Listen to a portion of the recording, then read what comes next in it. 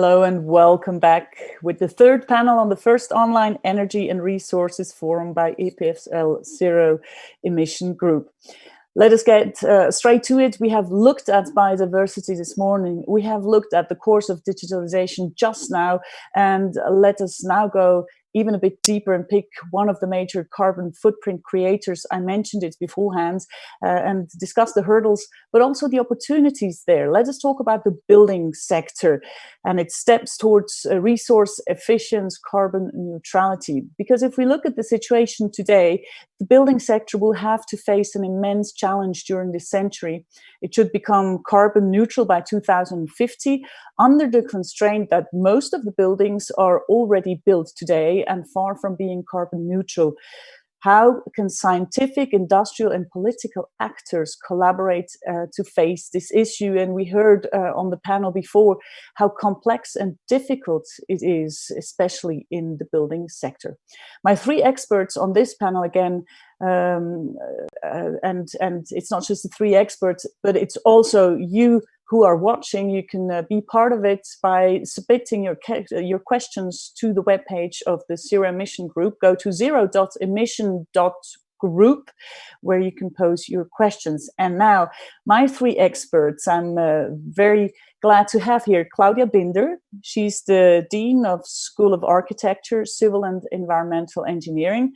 Her research focuses on how society masters its transition into sustainability.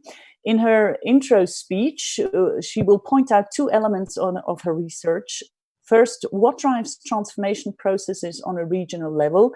And second, what is the role of individuals? In other words, what drives, for instance, a house owner to invest more or maybe less into energy efficient buildings?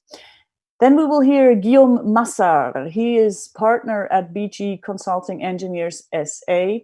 With his engineering background, he works closely with those stakeholders who do have to make decisions on investing into sustainable construction. In his intro speech, he will explain where the critical points lie for business decisions to go into zero emission. And of course, I'm curious whether he has got some techniques up his sleeve on how to convince his customers for the good cause.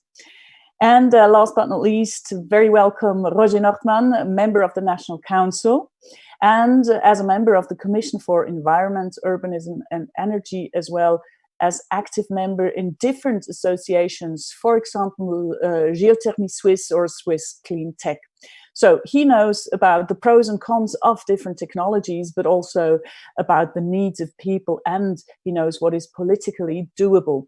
And in his intro speech, he's got good news for you. He will tell us how far we have already come. And Roger, je pense, let's start with the good news, please. Okay, so I will just let me share my screen. Do you see my screen? Yes, we do. Okay, very good. I've lost my own screen, but it's okay. You see me, it's okay. All good. Okay. You see, sorry, just a second. Okay. First of all, I want to remember the evolution in Switzerland of CO2 emission of oil and gas. And you see from 1990 to 2018, you see first heating oil and gas. Gas is mostly used for heating our industry. Is going down. It began to go really down at the moment where we began to adopt political measures. Then we have road fuel, unfortunately stable, a little bit improved in efficiency, but more kilometers are driven.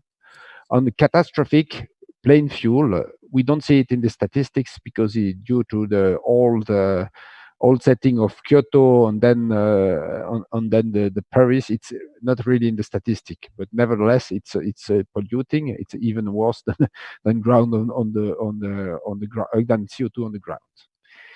And the interesting point is in the building sector, this is the main part of the red part of the red line. We have done huge progress from 2007 to 2017. we reduced the fossil use of energy for building heating and for domestic hot water from 71 to 57 terawatt hours. It's a huge reduction, less 14 terawatt hour of fossil energy, less 19% energy and less 21% CO2 because there was a slight shift to gas, we emit a little bit less. And very interesting, the overall heated floor, the surface was expanded by 8%. So the overall efficiency win is higher. So we've done something in Switzerland. How did it happen? The main driver was more renewable heat first, from 11 to almost 17 terawatt hour more heat, mainly thanks to heat pump, which use environmental heat or ground heat, but also more electricity. For this increase 1 terawatt hour electricity. You see this in this graphic. The blue one is the direct electrical heating, which is going slowly down. It's like a kind of reserve for us. Then domestic water heating, red, and then the heat pump at the top went from 1 to 2 kilowatt hours, 2 terawatt hour a year, mostly in winter, obviously. And the rest was also done with wood, around 10 terawatt hour now, sun, almost 1 terawatt hour, and also not regeneration, recuperation, and other sources. Well, on the rest, obviously, of the improvement was efficiency, insulating building, better managing the building, so adjustment in the management. It's partially low-hanging fruits, we have to say, because it was easy. The inefficiency was very high, and so at the beginning it's easier to go. Well, to reach zero emission, we will need, I think, around 6 terawatt hour additional electricity for heat pumps, mainly during the winter. But obviously, we can't do everything with heat pumps because it would be too difficult to get enough electricity, enough renewable electricity in the winter. So it's not a heat pump is a very important part of the solution. It's a very useful solution. In a lot of cases, it's the only solution. But everywhere where we can do anything else, we should also use anything else. Obviously, very important is to retrofit existing buildings and to harvest more renewable heat. And for me, the key challenge for retrofitting now is the overall speed of retrofitting to cope the Paris goal. We should enhance by 3 or 4 the speed. We have to overcome the dilemma between tenants and the landlords because it blocks the investment. It's the owner who invests in the energy, but it's the tenant who benefits the reduction of cost. And we have to overcome this dilemma, otherwise the investment never happened. This is one of the reasons why we need subsidies, otherwise it doesn't work. Key aspect, not very conscious now because it's recent building, but it's the retrofit of all the condominiums, the so-called propriété par étage, because it's very difficult to get an unanimity in the community of the owners, and mostly those condominium don't have enough finances by themselves to invest. This will be a critical point in the next year, and this is frequently built in the 1890s, in the 2000s, and they will come in the year where we can retrofit them, and the decision is very hard to take. For renewable heat, the challenge is where to install district. I wanted to write heating and cooling, but mostly heating. I don't know why. I was yesterday evening. I was tired. I was meaning where to install heating, where to dismantle the fine gas grids, because we don't need the gas grid everywhere. And we have to have a coordinated strategy, because just burning gas without making cogeneration is a nonsense. And the key problem is which additional sources for district heat. Should we go toward middle deep geothermal heat, which means you can use the heat directly without electricity? Wood, obviously, we have some potential additional around 5 terawatt hour in Switzerland. Maybe we can import some. Obviously, sun, generation, which could be partly fossil at the beginning and then go transitional to syngas. A key problem for me is to store to store the energy, not only geothermal. Sorry, it was wrong. The seasonal heat storage is very important. And I wanted to focus on two interesting technology amongst others. First, the huge so-called Yeni tank. You have a huge thermos water, like 59 degree at the end of the summer, and 35 degree at the end of the winter, and you can heat the whole house and produce all the water, domestic water, with the solar panel, thermal panel that are on the roof. You see here the first house already works since a lot of years on 2 new houses in building, and here you see it's only solar thermal collectors. This is very interesting way of thermal storage. Obviously, you need a little bit place, and you need a 70 centimeter for insulation around the tank.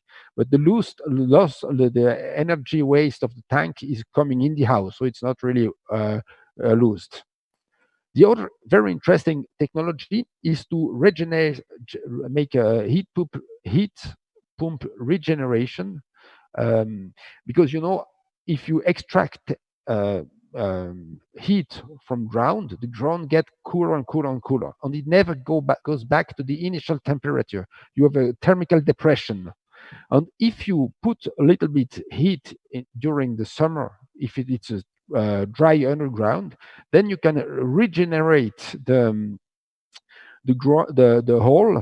temperature of the ground, and then your heat pump is much more efficient next winter. And so it's an indirect way of store electricity at the end, because you avoid overcooling of the ground. And this is very interesting technology, especially in countries with a lot of of heat pump, and it allows also to have a more dense use of heat pump in the cities. It's interesting. Just the reason after the energy transition, this is the annual over 6 years that electricity use. You see that when you remove the nuclear energy and you add the transportation for decarbonization and the peak for heat pump, you need a lot of electricity. This is the topic of my book.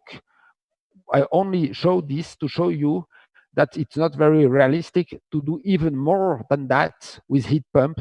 It means with electricity, and therefore that's the reason why the other sources of heat, of renewable heat, are very important. You can not only rely on electricity. Well, this was my introduction. Thanks for the attention. Thank you so much, Roger Nordmann. And let's go straight on to Claudia Binder. Roger Nordmann. I have to stop my sharing. Sorry? Okay, it's okay. All good? Okay. Merci beaucoup, Roger Nordmann. And let's go straight to Claudia Binder. I said in the beginning, good news. Would you say, Claudia, all true, but? Yes, to some extent, I agree with Roger Nordmann that there has been a significant development, as he showed in his slides. And what I would like to do is really to talk about the transition process itself.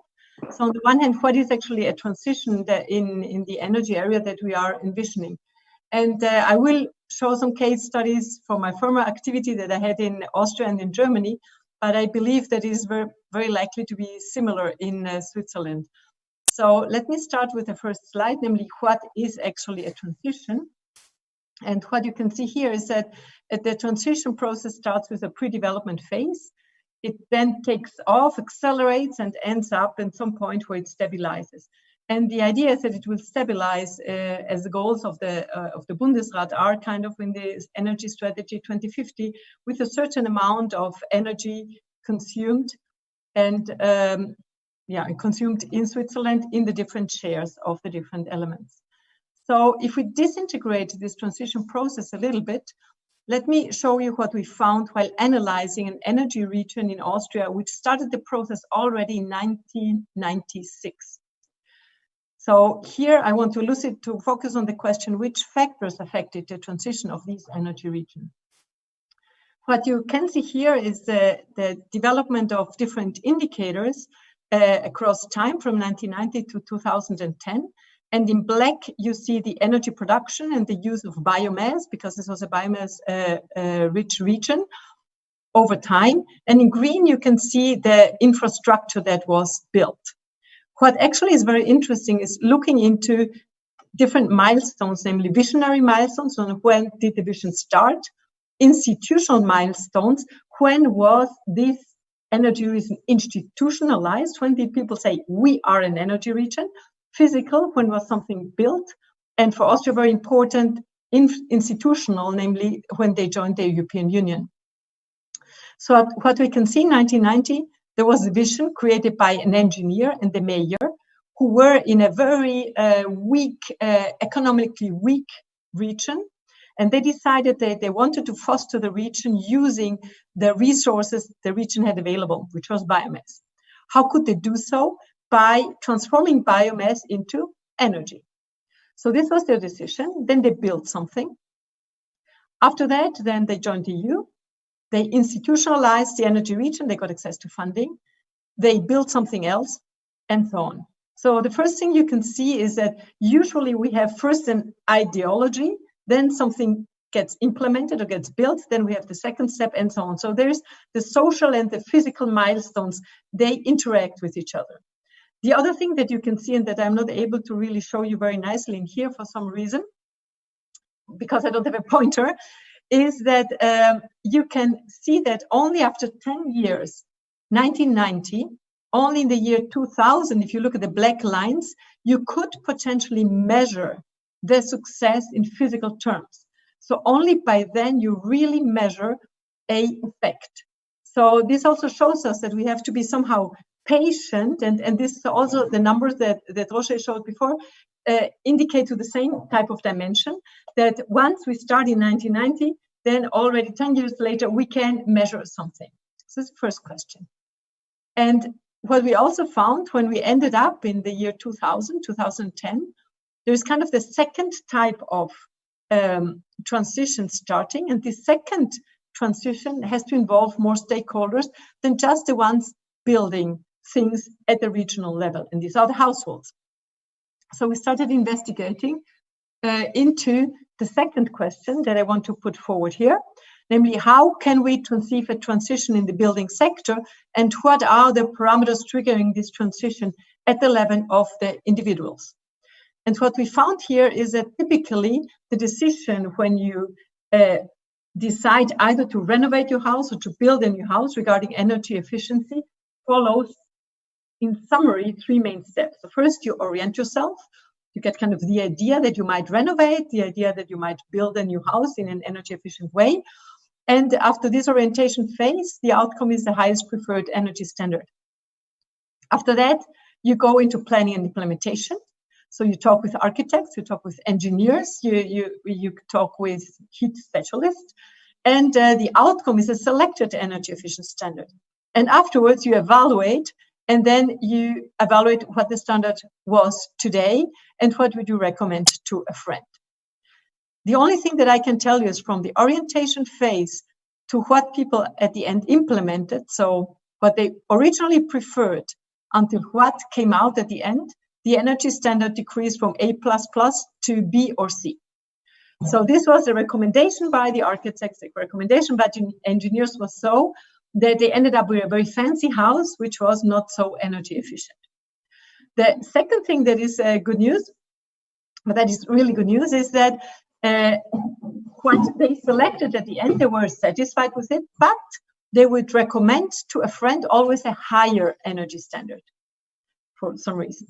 So let's go a little bit more in depth into these points. First, what triggers, and this is a study now in Bavaria, 10 years later, could be also the same thing in Austria. So what triggers actually energy efficient versus standard renovation? So you see on the left the energy efficiency, and in red the higher percentages, and to the right you see the standard renovation. So if people have to renovate the envelope to kind of maintain the envelope, they tend to go more with higher energy efficiency. If they would go maybe more for a standard renovation inside the house, they would not increase the energy standard. If the expert recommends them, gives a recommendation towards higher energy efficiency, they will also do so. If their personal network tells them you should maybe go for a higher energy efficient renovation, they would also be inclined to do so. And very important personal aspects as personal interest, they are really keen. So if I'm interested in the technology, if I have a higher acceptance of renewable technologies, I'm more likely to invest into it. And you see that the role of funding tends to play a role, but it's not the highest role shaping whether you do an energy efficient renovation or not. Let's go more in depth into the decision factors, one against the other. And here you see one part of the results that we have. So the decision on energy efficiency first depends highly on the expert recommendation. So the more an expert recommends higher energy efficiency, the more likely I'm going to do so. My specific knowledge plays also an important role, as well as my acceptance, my personal attitude towards a new technology, which I might not be accustomed to. And if I'm younger, I'm more likely to invest into more energy efficiency. And obviously, the energy efficiency standard will depend also on whether I'm renovating or whether I'm having a new house. And finally, let me go to the last things that we found. So here you see something that is kind of interesting. So the red line shows you the implemented technologies versus the ones that people thought about. And you can see that people thought about it. Let's assume that everything would be 100%. They thought about changing the heating, windows, insulation pipes, insulation roof, and outer walls. And that they really performed up to 16%. However, new technologies such as solar heat, PV, heat pump, and ventilation systems, even they had thought about it, less than 10% implemented new technologies. So I think this could be something very interesting to further elucidate and think about what are the reasons, why do people, even if they think about it, not implement any type of new technologies which might decrease the CO2 emissions, let's say here, of heating and of warm water. So let me summarize. The energy transition is ongoing. We might even be entering into a second phase of the energy transition involving more individual stakeholders. We can see that there is a co-evolution between the social and the technical system. So it's not everything about the technical stuff. So we need visions, and these visions and the institutional milestones that precede the physical ones, as well as it happens also at the individual level. There is a very low uptake of energy efficient technologies at the individual level. And this was almost the same in Austria 10 years before. Now it's in Bavaria, and I could assume that in Switzerland it would not be very different. This is something we have to think about how to trigger that. And experts play a key role and are the key triggers for decision-making on energy efficiency in the housing sector. Thank you very much for your attention. Thank you so much, Claudia. And before I give it on, or I pass it on to Guillaume, just one question on just that last notion you had. So you said experts are key. We like experts. So we assume that's the same thing in Switzerland. It depends on our own knowledge, on our attitude to the new. And if you're younger, you're more likely to go for renovation. If you put that onto Switzerland, a country with lots of experts, we could say that, with lots of good schools, a country as well with a lot of elderly people, possibly elderly people living alone in one big house.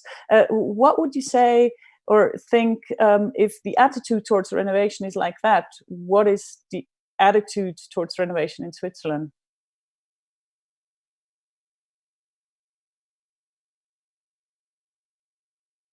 Claudia? For me, I was thinking that Guillaume was. No. Before I'm passing it on to Guillaume. Okay. So with all the attributes we've heard, knowledge, attitude to the new, you more likely when you're younger. We're a country with a lot of old people, with a lot of old houses. We do have a lot of experts. However, how keen are the Swiss to renovate? Yeah, well, I think I would probably agree with Roger that this is really a key issue to discuss. I can take even the example here of our own building. So we have kind of this, as you were saying, a condominium. And when we had to renovate our roof, we proposed to put in photovoltaics. And our colleague, an economist, above 65 years old, she said, no, I oppose this because this doesn't make any, I don't like to support any idealistic purposes. So if this is true for a professor in economics, actually, I kind of am slightly hesitant of saying that, yes, all the older or elderly people are very likely to invest in buildings in this case. The other thing that where I see potentially a problem is that people either living in condominiums, the decision-making process is very difficult and extremely difficult to achieve a change. And if you have a one-family house, what we have been trying to investigate is the question, would elderly people be willing to move out to give the house to younger people, and thus younger people being able then to renovate afterwards. So if I'm 75 years old and I'm living in a house and I might be dying within 5 or 10 years or whatever that I think my lifetime will be, why am I going to invest millions in renovating a house that if my children are not going to take it up? So there is maybe I think a dilemma also in there. But we are currently engaging into analyzing these issues also here in Switzerland.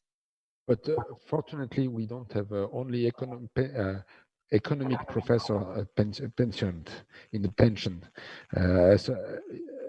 Myself, as an economist, I can say that the economic way of thinking is frequently too narrow-minded. Say it's too one-dimensional. On my experience of people, they are more intelligent than the average economist.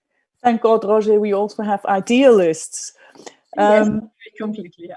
Let me ask Guillaume, who gets to see those customers, who gets to actually consult with them, should they renovate, should they not, or the businesses more likely. So let's hear your intro speech. What is your side on the building sector? Thank you, Karin. Hello, everyone.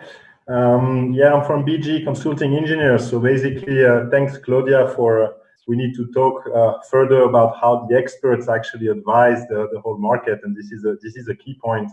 I want to start with a very positive example as well, which was a project we had the chance to work some years ago, which is the renovation of 300 flats, nearly 300 flats in Geneva, with a Minergie P renovation.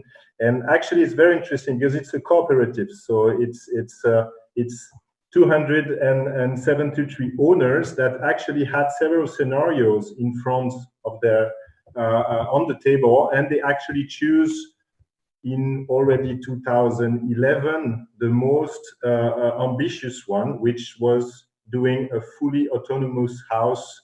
I mean, thermically autonomous house, as the electricity is not produced on site, to turn their building, they renovate the whole envelope and puts what we call ice storage. So it's a bit similar to what Mr. Naumann presented before, but it's just that we use the change phases in between water and ice to store more energy per cubic meters. And this means that this renovation is actually very successful. It won the Solar Prize in 2015. And my point here is to highlight that technically it's not really a lot of problem today. We know how to do a lot of things, and we know how to renovate buildings from the 50s to be 100% autonomous and zero emission buildings.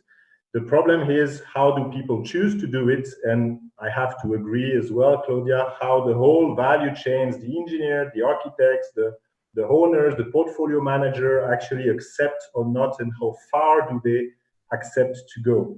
However, there is still a few interesting points. So if we look at, this is a bit of an old slide, but it's still very accurate and very true. Just to describe that we change all the construction habits in the past decades. And what we need to do is a bit the same from building from 2020 to the year 2000 when we renovate, which is actually the most real estate building park to renovate is still from those periods.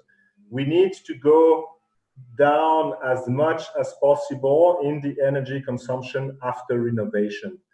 But if we look at urban or peri-urban areas, we have to say that this example I showed you before, this cooperative called La Cigale, could not happen in many urban places because we do not have spaces in the building, technical spaces to put these stocks. In some other buildings, we can simply not put any geothermal infrastructure because it's not possible to dig below the building or it's not appropriate, the geology is not good. In some other cases, it's not dense enough in the area for a heating network to come, or maybe it will come in 10 years or 15 years. We can also imagine using heat pump based on air water heat pumps, another technology, but sometimes it's too noisy, sometimes it generates vibration inside the buildings. So really we do, and I think today we cannot do a construction project without an energy concept that includes renewable energies. But sometimes the solution, we know the solution, we have a full understanding of them, but they're not applicable in specific cases. So that's one point. On the other side, we need to renovate the envelopes from this very old building, and that has actually a high cost.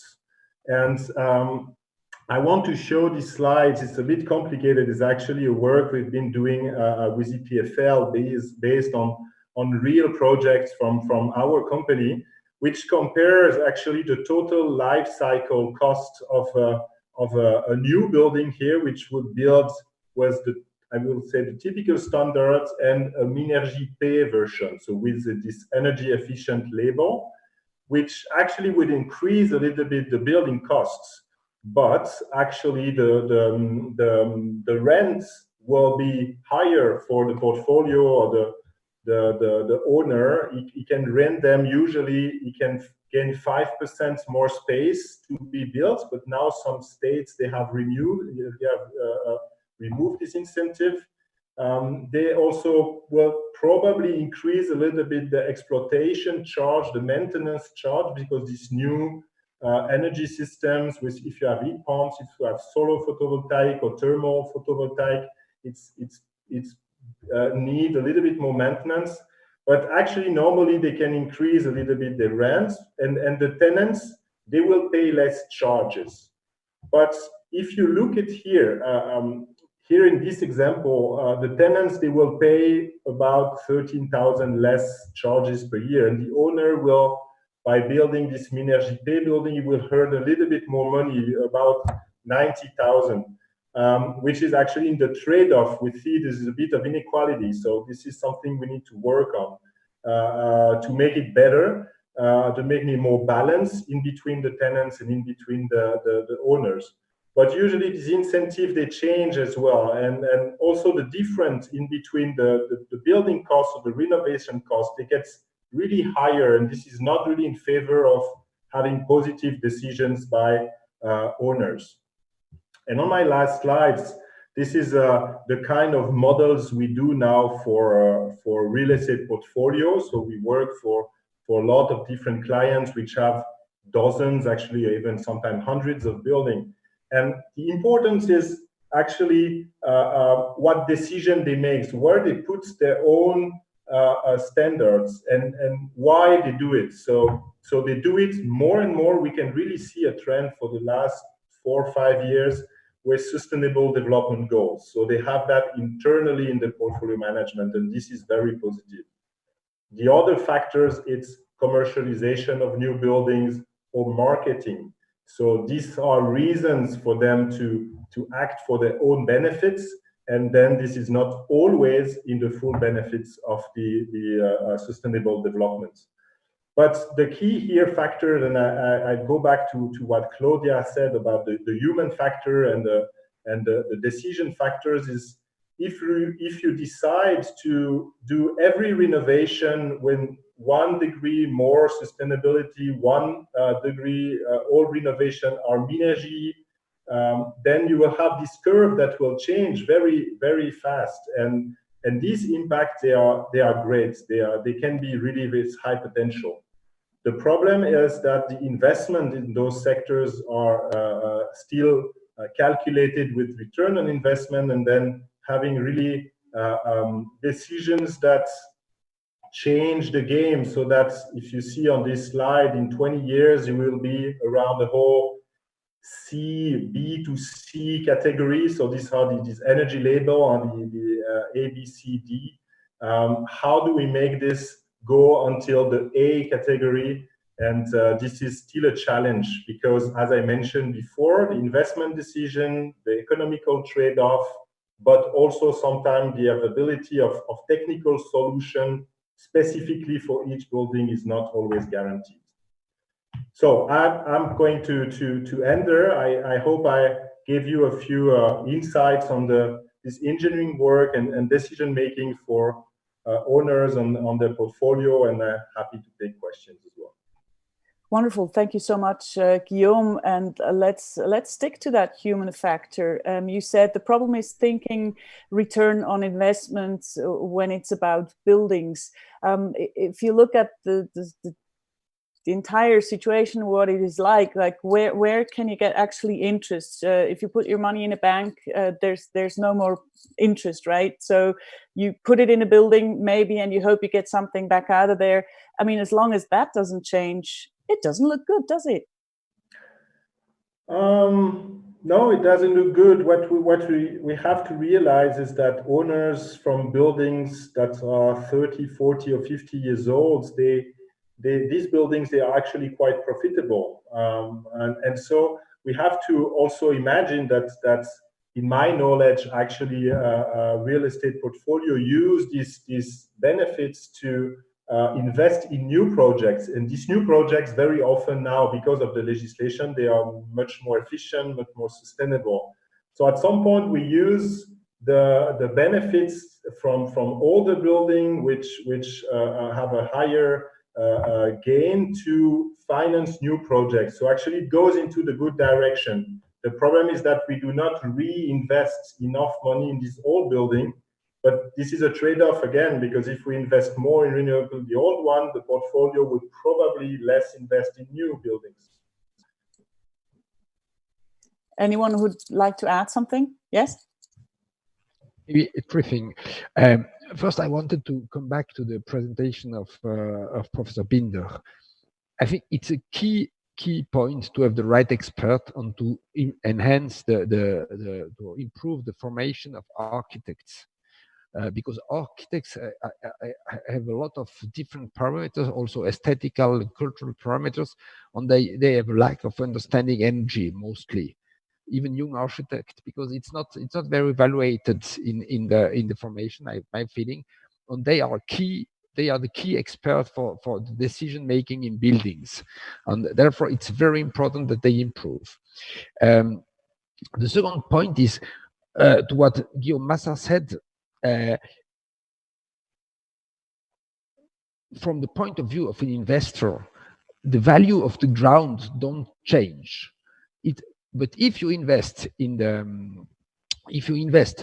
building, in improving the building, you have a real value added on your overall good ground and building.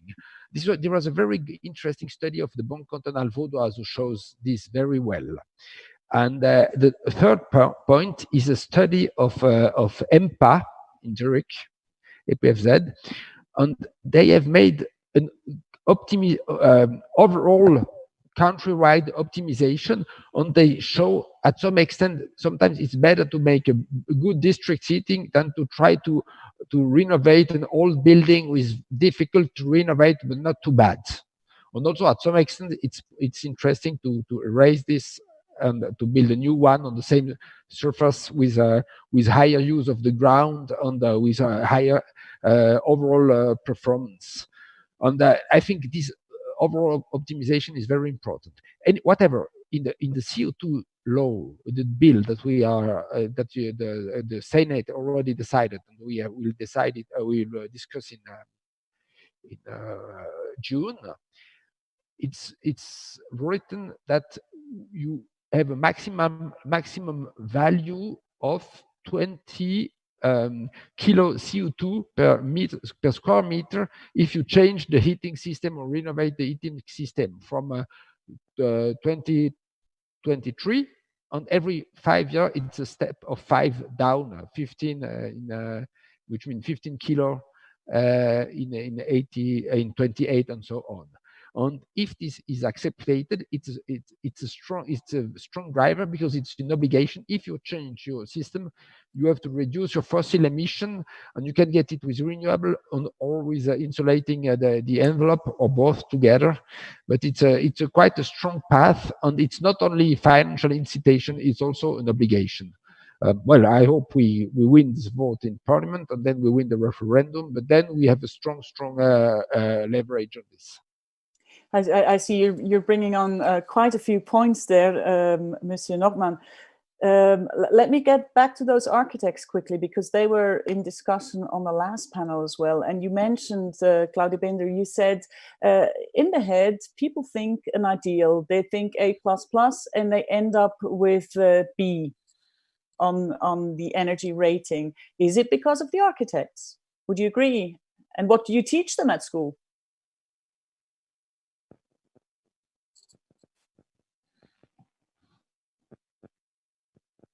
I was now muted again. Okay, the architects indeed. Can you hear me? Okay. So the architects indeed play a very, very crucial role, and energy and energy efficiency is actually very key, at least at EPFL. But you have to see that the life cycle of architects is like the life cycle of buildings. So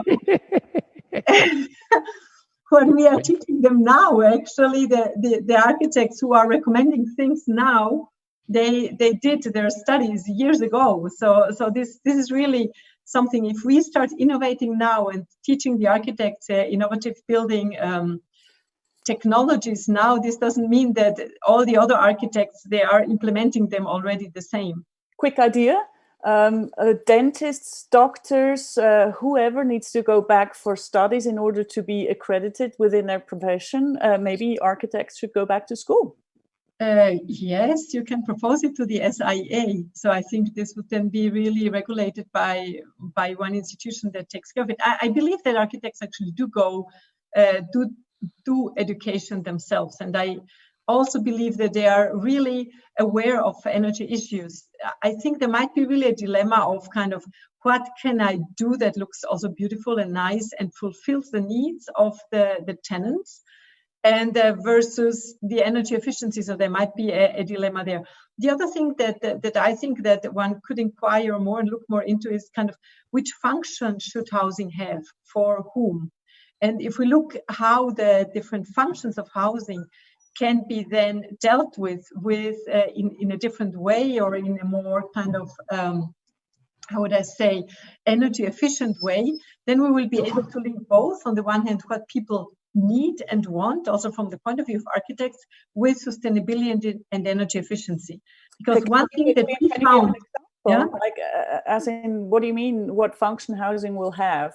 So, for example, a function for me, whether it's a permanent place, whether it's a transitory place, whether it's someone where I want to receive guests, kind of be kind of a status symbol, and all these different elements are more important for people than, for example, whether the building I'm moving into is sustainable or not.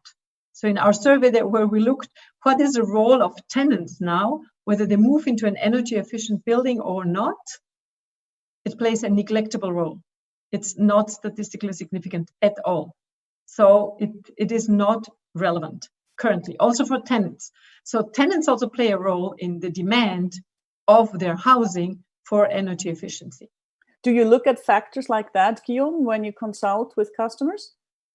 Yeah, just a quick reaction. I would like to say that to support a little bit the architects, which we work a lot with, is actually, if you talk about new buildings or new projects, it's not possible today to do a competition, an architecture competition for a building or for a district without very strong sustainability and energy efficiency issues, challenges in the project itself. So the architects has to do it, and I know also a lot of architects that are actually very good with it, because we can do new districts around our city centers, also of densification inside urban areas that are very with the highest standards in terms of sustainability, and the architects play a very good role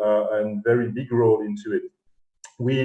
I have to say, we work not so many single houses project by BG, because we are quite a big company. So I've less experience with individual houses, but I would say now that for also every renovation from, I mean, typical buildings which will have a minimum 15 to 20 flats, we have most of the time, we need to have an energy concept and a renewable energy concept in every building or transformation authorization that we ask for to the local government. So this also a bit, I don't know if it's forcing, but it's getting everyone, the engineers, the architects, and every company working on a construction site into those directions. The thing is, you have still a lot of flexibility with the law, depending on the local situation, which you can play with. I think Mr. Norman showed us that we are going the good way. We want to do more, but there is still a work to do. I would not say that every architect is perfect or every engineers, but anyway, in Switzerland, the couple engineers, architects is very complementary, and still I would like to say that you cannot do an architecture project except from single houses now in Switzerland without consideration for sustainability. Yeah, I do also think that the architects have to have the role really to implement these type of elements. And our study goes back actually 10 years to Austria. So, and for single family houses actually, and not larger buildings or competition. So that I have no idea about. Yeah. Monsieur Normand, Roger, you wanted to say something? Yes, someone, I think it was Carla. No, it was Alejandro asked me to how to enhance building integrated PV. On the roof, it's not a problem. It's a huge success. It's a success. You only need about 300 francs Swiss subsidies per kilowatt, and it goes built. On the facade, how do you say facade? Well, anyway, the envelope. Yeah. On the envelope. On the envelope, on the vertical part of the envelope, it's more complicated in the planning process, but at the end, you need some material for the envelope of it. And if you make a big building with glass or solar glass, or with stone or solar glass, or with metal, aluminium or solar glass, the costs are not very different. It's around 150 francs per square meter, the cost difference. So that it's cheap photovoltaic at the end. It's about 1,000 francs per 1 kilowatt. And the interest is that you have a lot of production in the evening or in the morning, depending on where you are looking. And you have a very good harvesting of electricity in the winter. You have a less good factor of electricity in the summer, but it's the point where you have anyway too much energy. So that's for the use, the self-use, for the self-consumption in the building or in a group of building. A vertical building integrated PV is very interesting. And there, this is really a cultural and technical cultural problem to interest people for that. But it's very interesting, and we have a lot of old big buildings that have to be retrofit soon.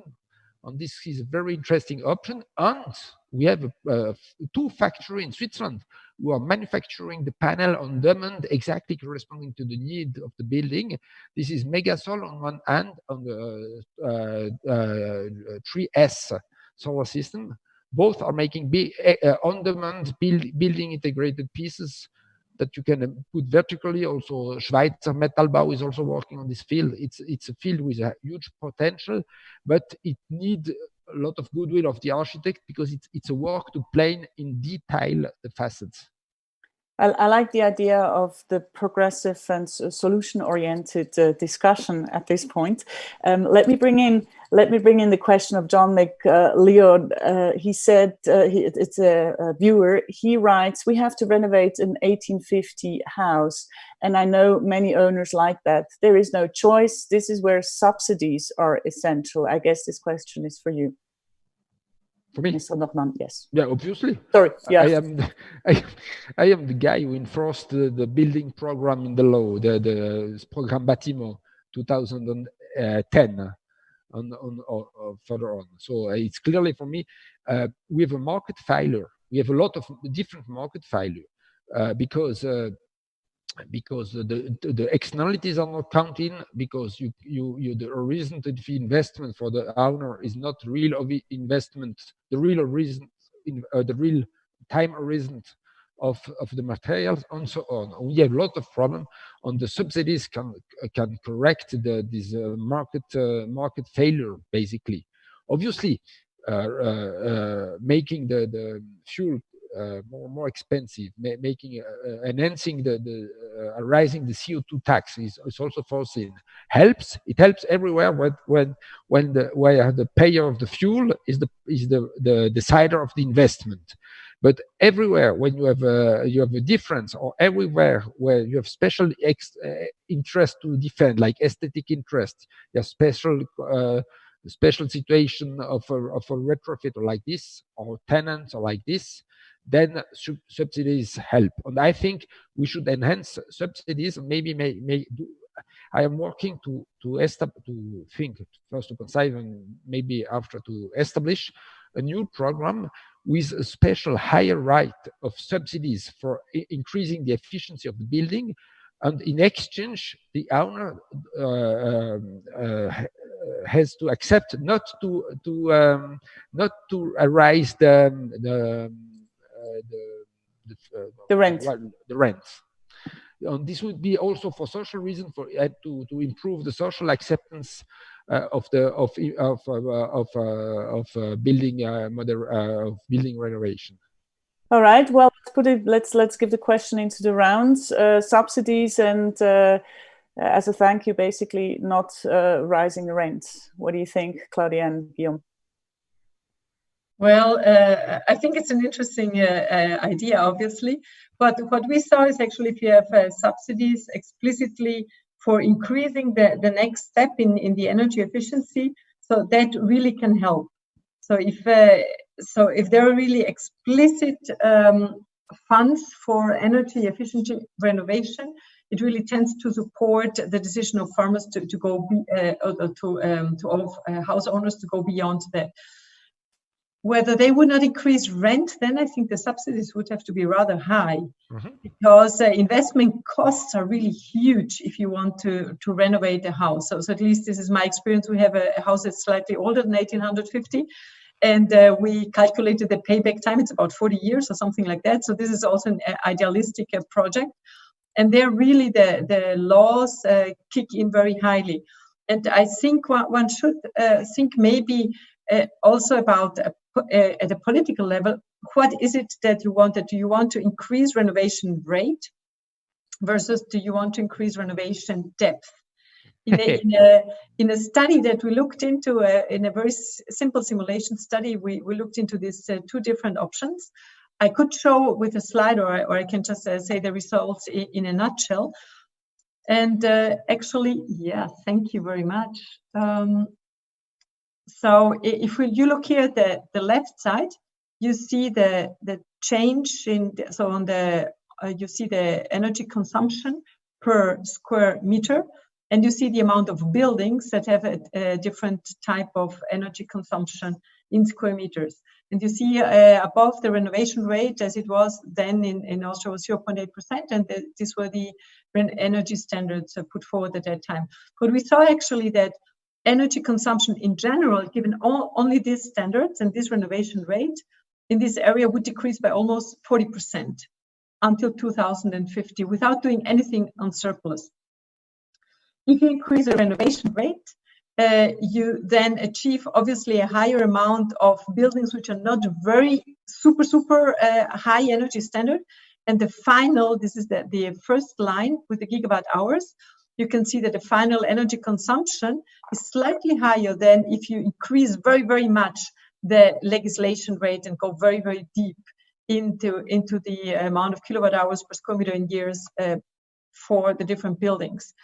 And however, if you compare now this scenario REN with the scenario LEC, and you look at the second number, the terawatt hours in this diagram, what you can see is that the cumulative energy consumption over time is less if you go for a faster renovation rate than if you go for a deeper renovation rate. So there is a trade-off to make here, and I think this is also because if we increase even the standards, the probability that the renovation rate will further decrease is rather high because of the costs, unless you really put a significant amount of subsidies for this very high renovation rate. So I think there in politics, there is really a key decision to be made, and it's really also a financial decision, but it's also a decision, what do we want, what are we aiming at? Should we increase renovation, but then obviously we'll have a less efficient stock for a longer period of time? Or should we risk a lower renovation rate over the long period of time? So maybe you have some ideas on that, Roger. Just quickly, Pauline, who is a viewer, she writes, do we need new laws and new legislation? Claudia, if I understand you correctly, you're saying, no, actually the contrary, let the people renovate a little and not ask too much of them. So this laws that I put forward here, what then when we were starting to do the simulation, the ones that were in place in Austria, and the ones that they were thinking of in implementing there as well. Yeah, the question is, how deep should we ask people to renovate? This is more like the question. Should we ask a very, very high energy standard from them? I mean, we now in this very old house that we renovated, we have an energy standard of 0.25 kilowatt hours per square meter. So it's really incredible high renovation standard. It took us walls like this. It's huge, and an investment which was terrible. So at some point, I mean, we do it. We believe that it's the right way of going, and we do not significantly increase the rents. So we take standard rents actually. But I do think that this question is really important. How far and how deep should we renovate, and how much should we maybe lower the standard a little bit in order to increase the renovation rate to have more efficient buildings on a long term?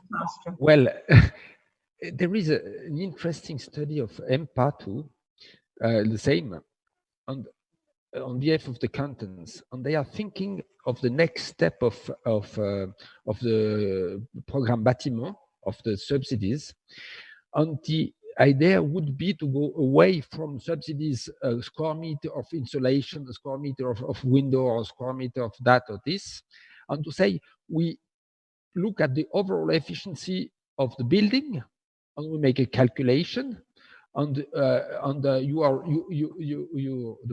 subsidy is proportional to the calculation. And maybe you could say, okay, the first 3-liter equivalent that you reduce the consumption has no subsidies, and then it begins with higher subsidies per liter for the higher fruits, and the low-hanging fruits are free. And this gives you maybe more flexibility in the whole conception, in the global conception. But I was a strong defender of the old system that we now have, because it helped to make a technology shift. For instance, by Windows, it's now a standard to have 3 glass window, and we don't subsidize it anymore. But 10 years ago, it wasn't a standard. And the fact that you could only get with the highest standard, you needed the highest standard to get the subsidies, shifted the market and improved this. And I think I think we have to redesign the whole strategy of subsidizing the building towards to a higher efficiency.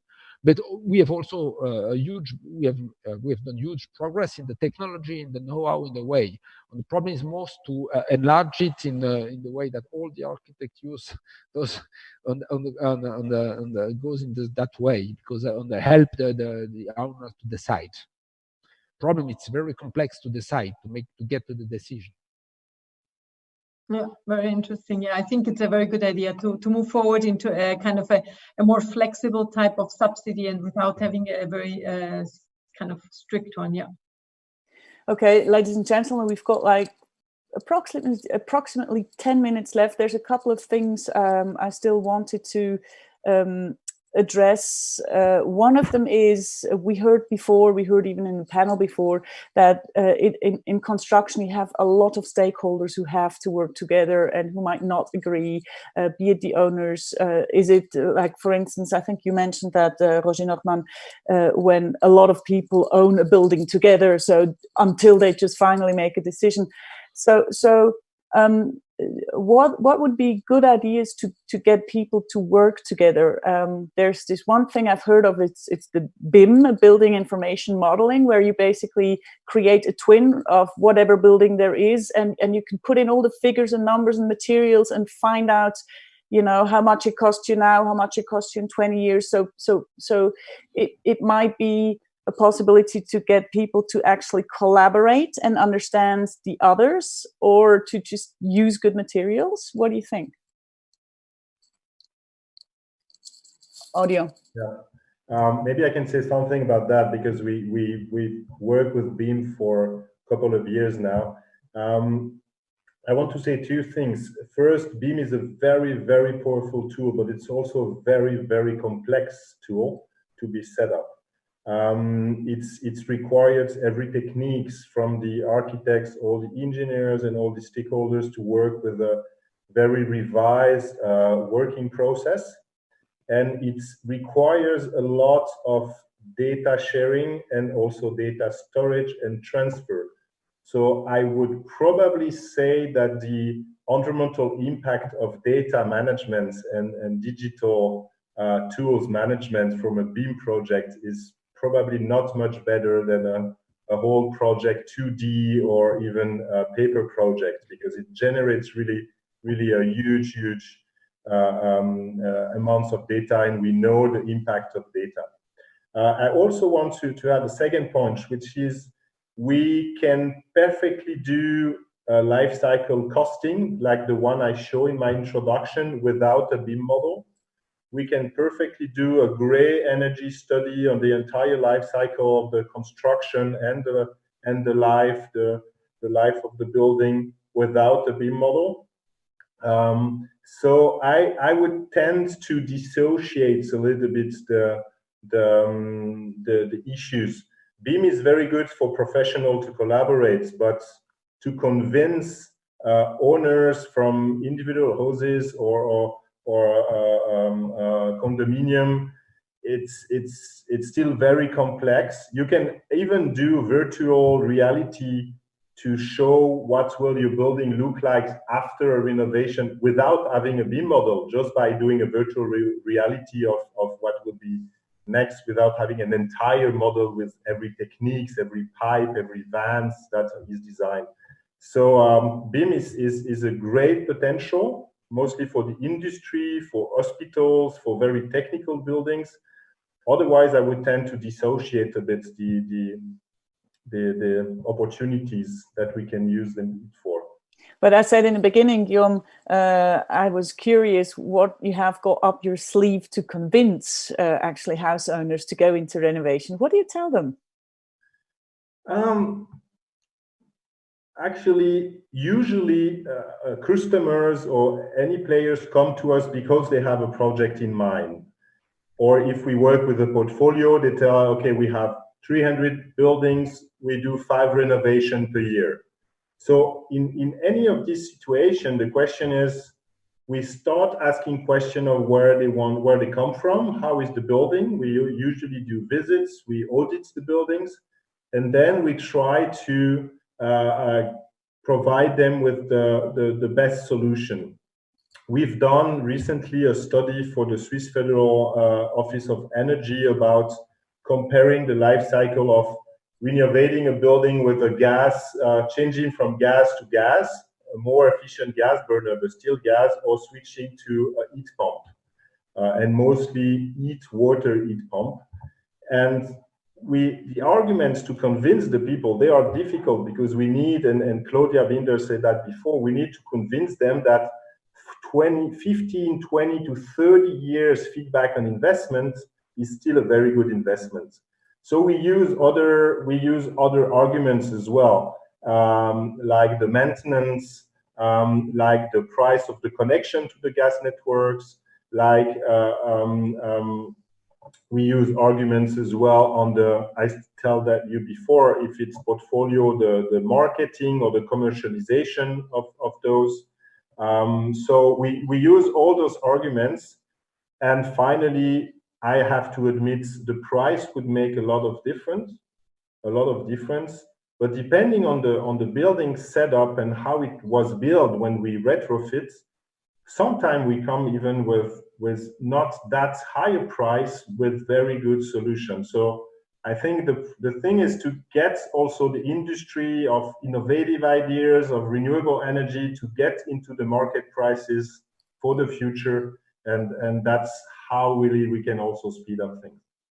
Let me bring in one more question from the audience. Adrien writes, do you know projects implementing regenerative building design? If yes, can they become a new reference for the building sector? Regenerating in the sense of using water from the rain, using trees, planting trees, etc., etc. Is that something, are there examples, maybe Claudia, and is that something you teach at school?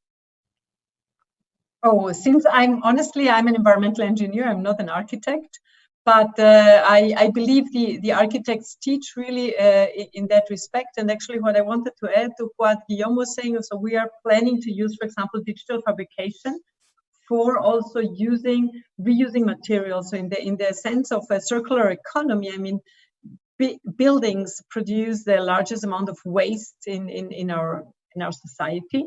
So we have to start thinking in how to reuse the waste. Obviously, a large amount of the waste coming from buildings is reused, mostly actually in streets and not necessarily in buildings. And statically, one could potentially use for a lot of users this building waste. But now we are inquiring, architects are trying to put up a new research area where we can use BIM and digital fabrication for using these old materials in new buildings and starting to implement a new type of construction out of waste products or emerging materials.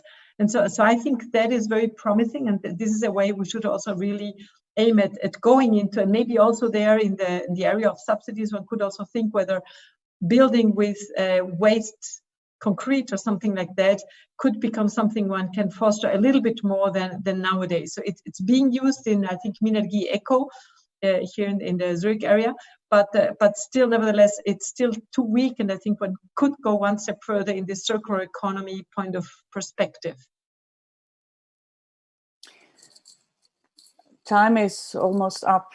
I would love to ask you the same question, the one last question I asked all of the other panelists too. If we're looking at the building sector, we're looking at the pandemic crisis, the corona crisis we're in the middle of. We had prognostics saying like economy is going to go way down the drain. We're looking at how many people actually renovate, and if I'm correct, renovation is what's going to, or what potentially could have the biggest impact. If you're looking at how the economy is doing, if you're looking at what's happening now, what the prospects are, do you actually, how positive are you on the outlook that we're going to get somewhere here, and that actually zero emission by 2050 is possible at all? Roger, would you like to start? Yes, I can. Yes, I can start. Well, it depends how we act. It really depends what we decide. Last week, we just presented the Social Democrat paper with a proposition to make an investment program, including accelerating retrofitting houses and accelerating investment in renewable energy. If we do, it can have a positive effect. If we don't, Corona will have a negative effect.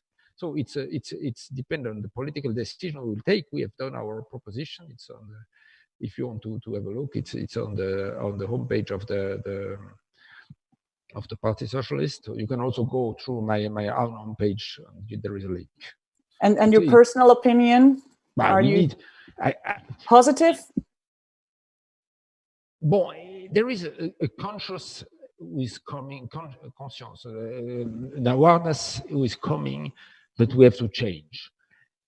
If we succeed to stop the economical shock and avoid impoverishment of the population, and I have to say that the government the Swiss government reacted very well with a Kurzarbeit, short partial unemployment, and also with all the support. Then we can avoid the go down like in the state, and then the chances, the opportunities to make the right switch is here.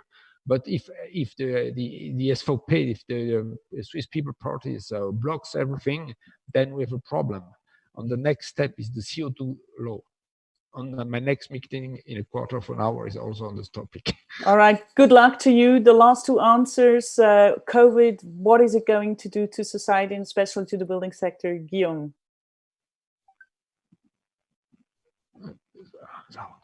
What do you? Sorry, I start again. Today, the ongoing projects, except from the construction side themselves, in some states they are slowed down or stopped. Most of the projects keep going a little bit slower. We are more looking at what's ahead of us. So the new projects, the ones that were in early design, might be slow because the investors will have to probably to slow down due to the global economic situation. Maybe the demands will evolve as well. We see that a lot of activities can happen on working from home, working from maybe co-working spaces, and rather than going in big offices. So the needs might decrease for demand for offices and commercial buildings in the midterm. So the construction sector will probably slow down. We do not see now really a breakdown, but more slowdown. Then what's maybe the benefits is that teams that work in the private sector on building might put their energy into renovating the existing buildings, which might be really a positive point for the next years. Exactly. Thank you so much. Claudia, how do you see the prospects with COVID and the building sector? Well, I don't have a ball to look into, so I think we are likely to have an economic crisis. And however, the building sector could have a high potential for investment, though. So on the one hand, I believe that people will invest more in the building sector, since this could be deemed the only sector where you might not have to pay negative Zinsen, as we would say, for the banks, for example. So you probably will invest. The question whether it will be divided into two parts. On the one hand, if we live this situation longer, I think tenants might want to ask a different type of apartments, different type of buildings, where they might be able to maybe do more home office, to work more from home, where they feel more comfortable. So the function of living, or the function that the building will have, will change. And maybe with that, it might change also that they will demand more and more sustainability aspects in their buildings.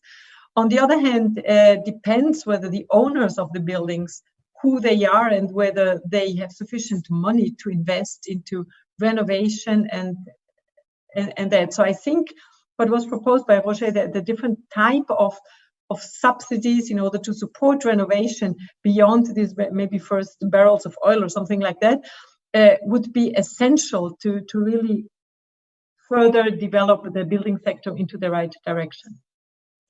Ladies and gentlemen, thank you so much for being on this panel, for discussing with us. Thank you, Roger Nordmann, Claudia Binder, and Guillaume Massa. It's been a pleasure talking to you.